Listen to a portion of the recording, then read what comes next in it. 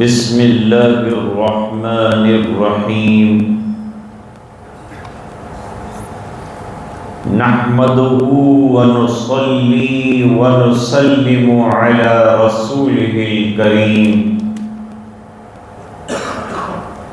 اما بعد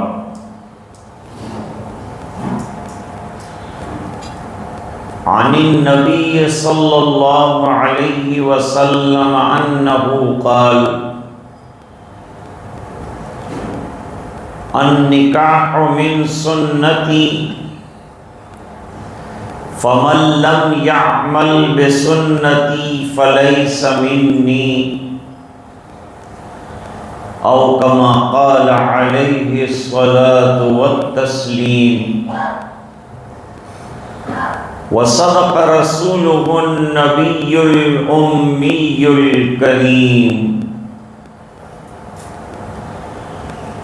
اللہم صل علی سیدنا محمد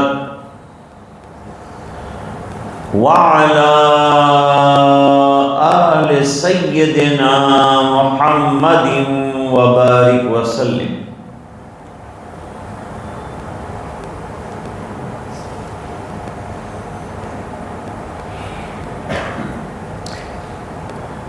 انسانی زندگی کا ایک اہم مرحلہ نکاح کا مرحلہ ہے۔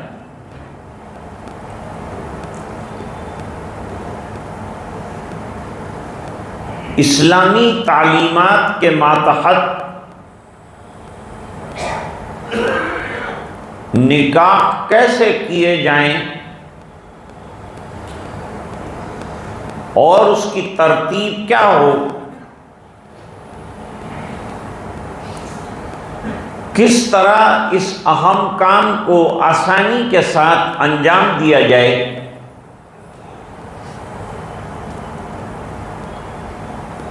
یہ طریقہ اسلام نے اور جناب رسول اللہ صلی اللہ علیہ وسلم نے ہمیں بتلایا ہے۔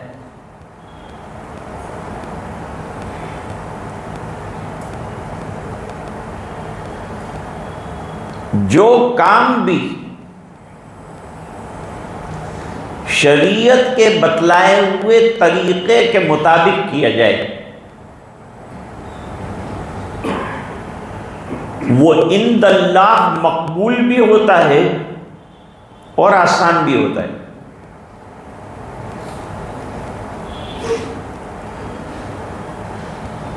دین میں کوئی عمل مشکل نہیں بتایا،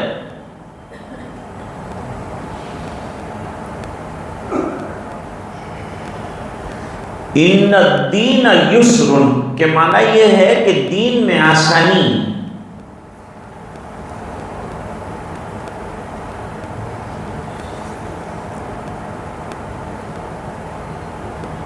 عبادتیں کس طرح کرنی چاہیے وہ بھی اللہ کے رسول نے بتایا، اور معاملات کیسے کرنے چاہیے یہ بھی حضور نے بتایا۔ نکاح من وجہین معاملہ ہے، من وجہین عبادت ہے۔ یہ اپنے اندر دونوں پہلو رکھتا ہے۔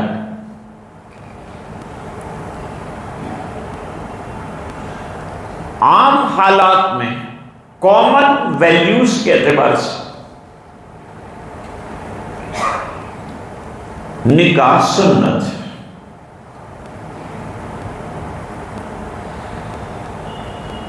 جب انسان کو خواہش نفس کی وجہ سے زنا میں مبتلا ہونے کا بڑا خطرہ پیدا ہو جائے تو نکاح واجب ہے۔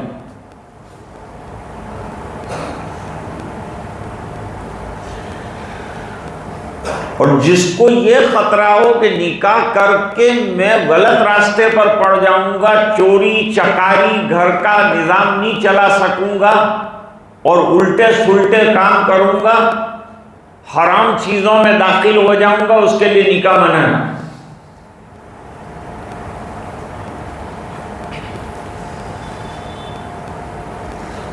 یہ جو کہا جاتا ہے کہ وہ نکاح سنت ہے، تو یہ عام حالات کے اعتبار سے سنت ہے۔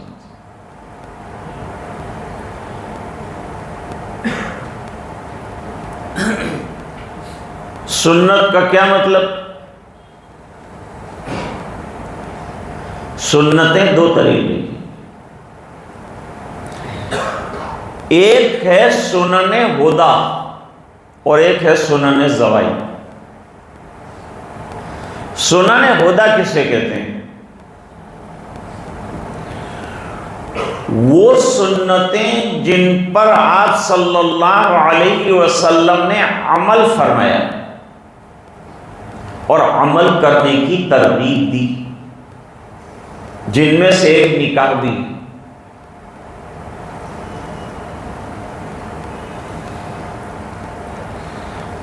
جیسے مسواک ہے، حضور نے مسواک کیا بھی اور مسواک کرنے کی ترغیب بھی دی، اس کے فضائل بھی بیان کی۔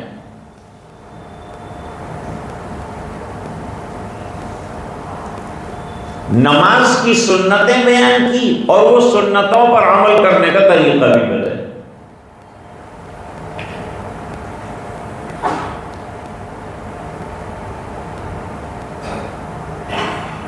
اور ایک ہے سنن زوائد، جو حضور نے اپنی مرضی سے انجام دیے، آپ کے طریقے میں ہے، لیکن آپ نے سب کو اصرار نہیں کیا کہ تم کو بھی کرنا ہے۔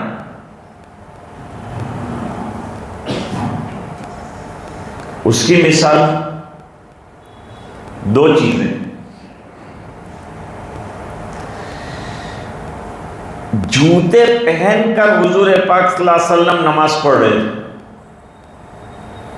جبریل علیہ السلام آئے اور فرمایا کہ آپ کے جوتوں میں نجاست ہے، جوتے نکال دیجیے۔ آپ نے جوتے نکال دیے، صحابہ نے بھی نکال دیے۔ نماز کے بعد حضور نے پوچھا بھئی آپ نے کیوں نکالے؟ کہا آپ نے نکال دیے تو ہم نے بھی نکال دیے، ہم تو متبع سنت ہیں، جیسا آپ کریں گے ایسا آپ کریں۔ حضور نے فرمایا میرے جوتے میں کچھ لگا ہوا تھا جس کے بارے میں جبریل علیہ السلام نے مجھے اطلاع دی، اس بنا پر میں نے جوتے نکالے تھے، آپ کو نکالنے کی ضرورت نہیں۔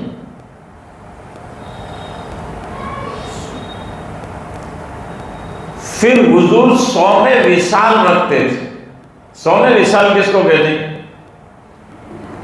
لگاتار روزے رکھنا، طے کے روزے، اس کو ہم کہتے ہیں۔ جیسے آج سحری کر لی، اب افطار کے وقت افطار نہیں کیا، روزے کو آگے بڑھا دیا۔ پھر دوسری رات سحری کا وقت ہے، سحری نہیں کی، روزے کو آگے بڑھا دیا۔ پھر دوسرے دن کی افطار کا وقت آیا، افطار نہیں کیا، روزے کو آگے بڑھا دیا۔ حضور نے صحابہ کرام سے فرمایا تم صوم وصال مت رکھنا، یہ میرے لیے خاص ہے، کیونکہ میرا پروردگار مجھے روحانی غذا کھلاتا ہے اور پلاتا ہے، تمہارا معاملہ ایسا نہیں ہے۔ یطعمنی ربی ویسقین،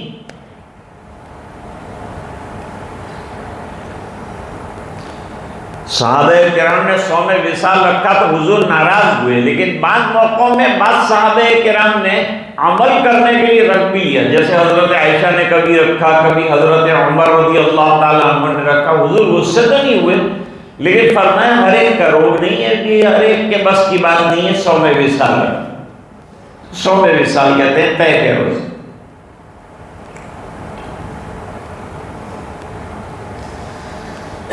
پھر کچھ سنتیں وہ ہیں جو قولی ہیں، آپ نے فرمایا کہ یوں کرو یوں کرو، یہ قولی سنت ہے، یہ پڑھو یہ پڑھو، یہ قولی سنت۔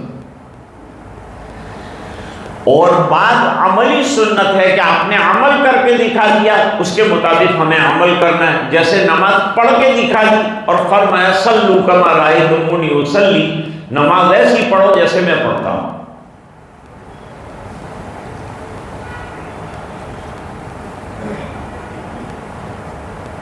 اب سوال ہوتا ہے کہ حضور صلی اللہ علیہ وسلم کا دستور تھا کہ ہر اچھے کام کو داہنے ہاتھ سے یا داہنی طرف سے شروع کرتے تھے.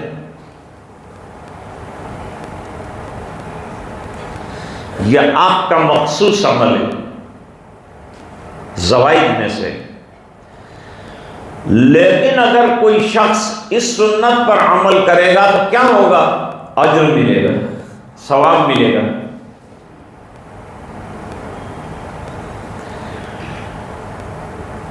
نبی کریم صلی اللہ علیہ وسلم جوتے میں جب پیر ڈالتے تھے تو سیدھے جوتے میں پہلے ڈالتے تھے اور اتارتے وقت الٹا پیر جو ہے پہلے نکالتے تھے. یہ آپ کا مخصوص ہے.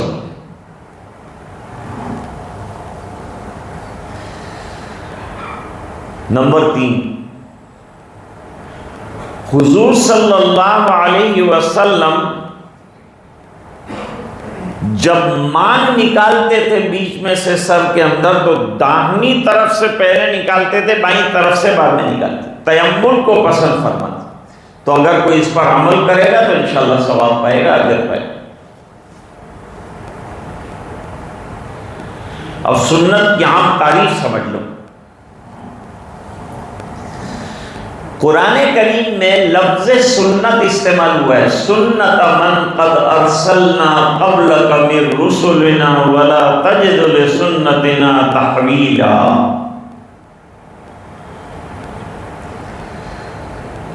سنت کے معنی راستہ،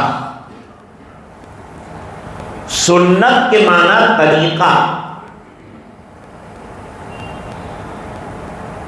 اور اصطلاح میں سنت نام ہے نبی کریم صلی اللہ علیہ وسلم کا چلا ہوا پسندیدہ راستہ جس پر ہم کو چلنا ہے، اس کو سنت کہتے ہیں.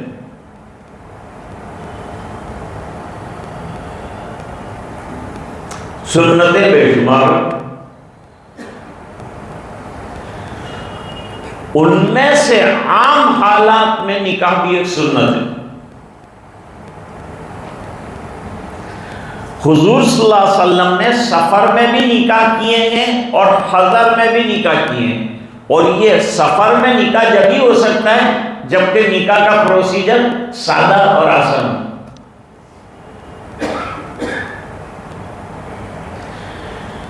ہم لوگوں نے اس کو بہت مشکل بنا دیا. بھائی افریقہ سے لوگ آ رہے ہیں، لندن سے آ رہے ہیں، وہاں سے شادی کے اندر شامل ہونے کے لیے. اور حضور کا عالم یہ کہ سفر میں بھی شادی کریں. کون سا نکاح سفر میں ہوا؟ غزوہ خیبر کے موقع پر ہوئی ابن اخطب، یہ یہودیوں کا سردار تھا، پہلے بنو نذیر میں رہتا تھا، پھر خیبر چلا گیا.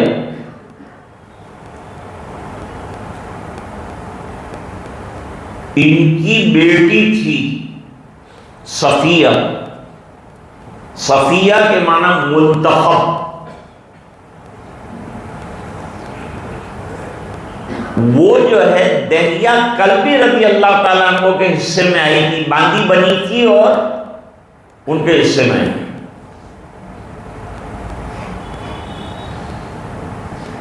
لوگوں نے مشورہ دیا کہ سردار کی بیٹی کا سردار کے نکاح میں آنا مناسب ہے، یہ دستور ہے،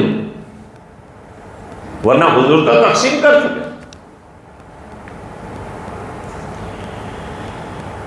جب یہ رائے آئی، جب یہ مشورہ آیا تو مشوروں پہ عمل فرماتے ہیں. حضور پاک صلی اللہ علیہ وسلم مشورے لیتے بھی ہیں صحابہ کرام سے.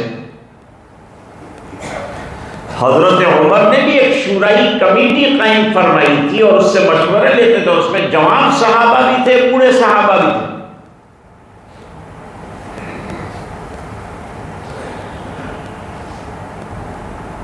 جب یہ مشورہ آیا تو حضرت صفیہ رضی اللہ تعالیٰ عنہ سے نکاح کی سوچی حضور نے. اور وہ تو دہیا قلبی کے حصے میں آ چکی تھی، تو ان سے کہا کہ میں تم کو 7 غلام دیتا ہوں، صفیہ کو تم آزاد کر دو اور اس کے بدلے میں تم کو 7 غلام دے دیتا ہوں، 7 غلام تمہاری ملکیت میں آ جائیں گے، صفیہ کو آزاد کر دو، میں ان سے نکاح کر لیتا ہوں۔ یہ سفر میں نکاح ہو۔ اب سفر میں ولیمہ کیسا ہو؟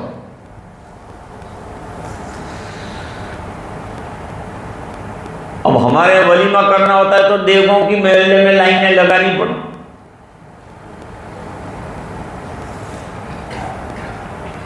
باورچی صاحب کی الگ منت سماجت کرو، یہ سامان لاؤ، وہ سامان لاؤ، فلاں سامان لاؤ، اور پارٹی پلاٹ اور فلاں اور فلاں۔ آج کل تو بہت سب مال آ گیا تو سب چیزیں گڑبڑ ہو گئی۔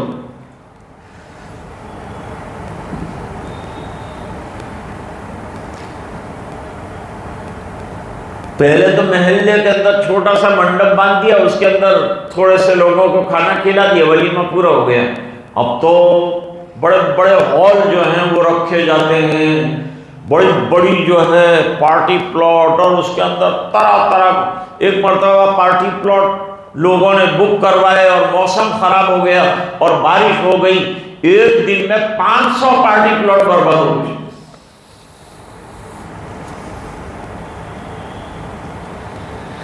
اسلام میں تکلف ہے ہی نہیں،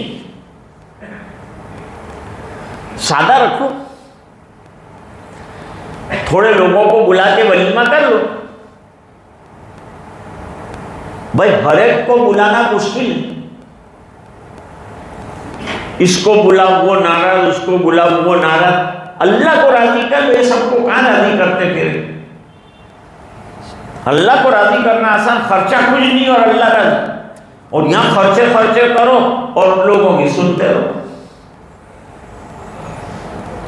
10 قسم کا کھانا بناؤ گے تو بھی لوگوں کا پیٹ نہیں بھرتا، کوئی نہ کوئی اس کے اندر کیڑا مکوڑا نکالے۔ حضور نے کیسا ولیمہ کیا؟ سفر میں ولیمہ کیا، اور کچھ ہے تو نہیں پاس، تو کیسے ولیمہ کریں؟ ولیمہ سنت ہے، نہیں ہے پیسے، کچھ بھی نہیں ہے تو مت کرو، کوئی بات نہیں۔ لیکن نہ، جب نکاح سنت تھا وہ کیا تو ولیمہ سنت ہے، اس پر بھی عمل کیا ہے۔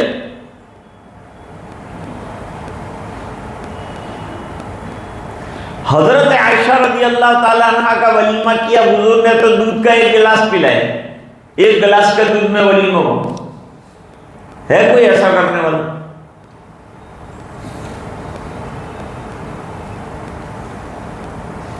آپ کی سندھی جماعت جو ہے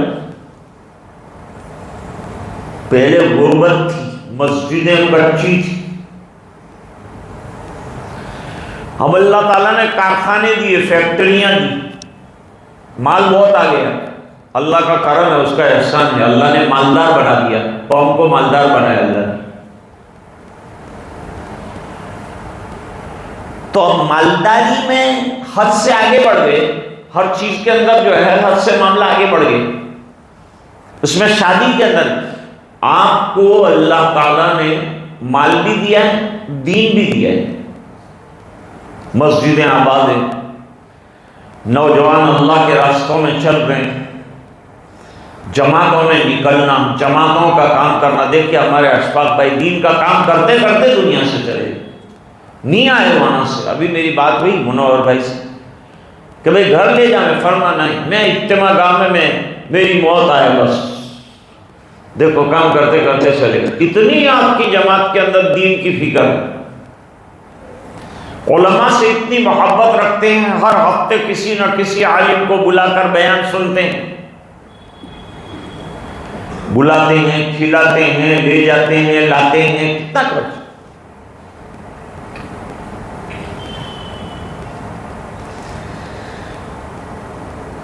تو دین میں اللہ نے آپ کو آگے رکھا، دنیا کے اندر آپ کو آگے رکھا، آپ کی جماعت میں ایجوکیشن الحمدللہ، آپ کی جماعت میں علماء الحمدللہ، آپ کی جماعت میں داعی الحمدللہ،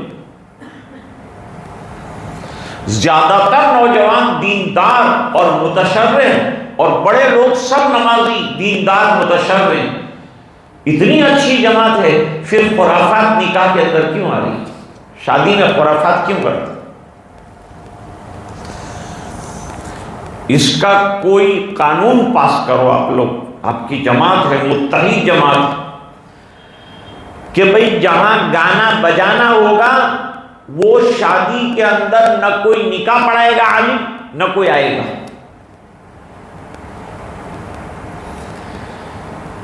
جس شادی کے اندر مکس گیدرنگ ہوگا، مردوں کا عورتوں کا ملنا ملانا ایک ساتھ ہوگا، اس شادی کے اندر عورتیں نہ کہنے کہ ہم نہیں آئے،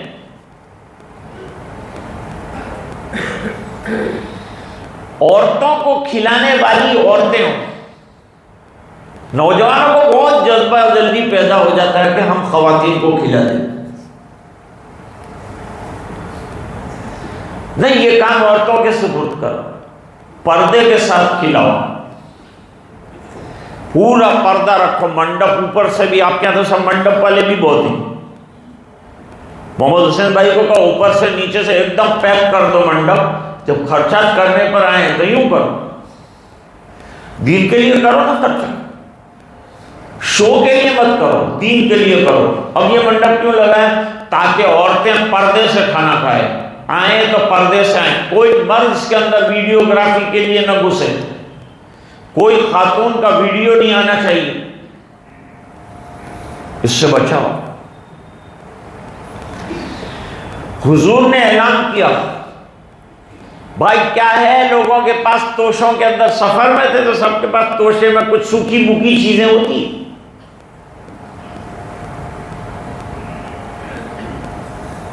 ایئرپورٹ کے اوپر ہوائی جہاز میں لڑائی چلی، کیونکہ گجرات کا وہ آدمی جو تھا وہ اچار لے کے گیا، اوپر سے اچار کا پکنے لگا، نیچے والے پر گرا، اس کے ساتھ لڑائی شروع ہو گئی کہ اس نے ایسی بیگ پیک کی، میرا کپڑا خراب کر دیا، لڑائی شروع ہو گئی۔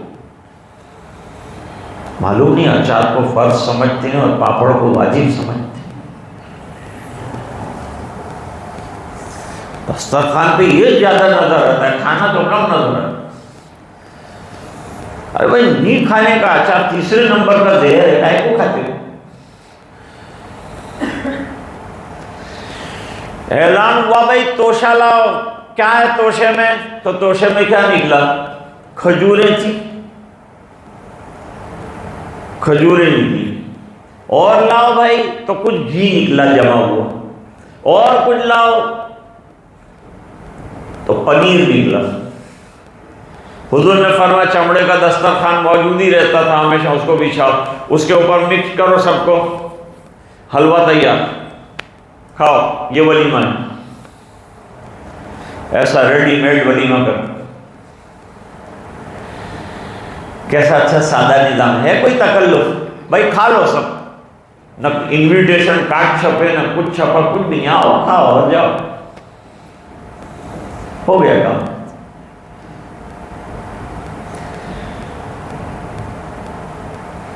تو آپ کی جماعت کو اور اسلام کے اندر نکاح کی جو رسومات ہیں ان پر کنٹرول کرنا، یہ 1.5 لاکھ کے ڈریس، یہ 3 لاکھ کے ڈریس جو لڑکیاں بناتی، ان پر کنٹرول لاؤ۔ پیسہ ہے تو کیا ہوا، پیسے کو ضائع مت کرو، اللہ کے یہاں جواب دینے کا ہے، ضائع مت کرو پیسہ، اچھے اچھے کاموں میں لگانے کی بہت اچھی اچھی جگہ ہے، علماء کو دینے کا ہوتا ہے تو ناک میں دم آتا ہے، مولانا کو کیوں دینے کا، ان کے پاس تو بہت ہے، ان کے پاس تو برکت بہت ہے۔ میں نے کہا نہیں، میرے کو 10,000 تنخواہ ملتی ہے، تیرا 1 لاکھ کا بے برکت والا لفافہ میرے کو دے دے، میں 10,000 کا برکت والا تیرے کو دے دوں۔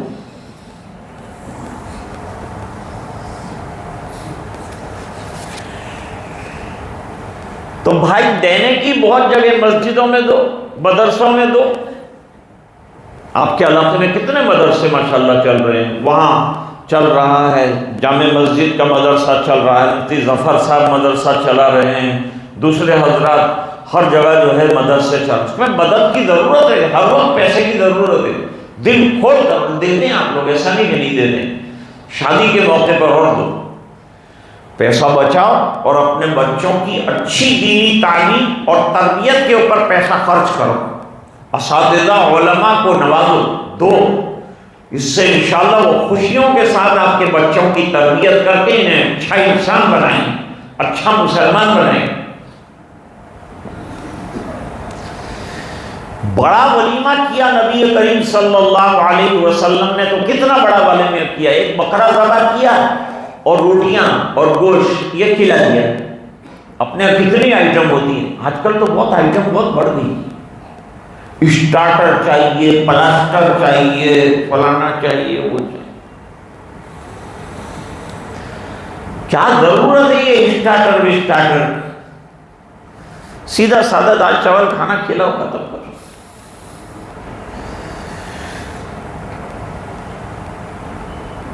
ایک جگہ بادشاہ نے شادی کی، یوں کہا کہ گاؤں میں کسی کا چولہا نہیں جلنا چاہیے، بس دھواں نکلنا نہیں چاہیے، نہیں تو گرفتار کر۔ تو عام طور پر تو ایسا ہوتا ہے کہ شادی میں جو آتا ہے وہ پہلے ڈیگ دیکھ لیتا ہے کہ ڈیگ کیا حساب کے، وہ حساب سے وہ لفافہ تیار کرتا ہے۔ اب جو ہے وہ اس نے کہا کہ میں لفافہ لوں گا نہیں، لفافہ دوں گا۔ 3 کلومیٹر سے استقبال کروں گا، 2 کلومیٹر پر لفافہ دوں گا۔ تم کو خالی کھانا ہے، ہاتھ دھو کے بیٹھ جانا۔ دنیا میں 2 کام سب سے آسان ہے، امام کے پیچھے اللہ اکبر کہہ کے نماز پڑھنا اور مہمان بن کے بسم اللہ پڑھ کے کھانے بیٹھنا۔ اس میں کچھ خرچہ نہیں، یہ کام بالکل آسان ہے۔ کیونکہ امام کے پیچھے نماز پڑھی تو کہ بھائی میں اس امام کے پیچھے نماز پڑھتا ہوں، یہ کہاں لے جا کے ہم کو ڈالتا ہے، یہ جاننے اس کا کام نہیں۔ اب گردن پکڑی جائے گی تو اس کی پکڑی جائے گی، ہم کو پوچھیں گے تو نے ایسی نماز کیوں پڑھی تھی؟ بھائی امام نے جیسی پڑھا ایسی پڑھی، کیا کریں؟ ایک صاحب نے کہا کہ حضرت میں تو آپ کے پیچھے نماز پڑھتا ہوں۔ انہوں نے کہا کہ آپ تو نماز میں بھی میرے پیچھے اور نماز کے بعد بھی میرے پیچھے، آپ تو پڑے ہی رہتے ہیں میرے پیچھے۔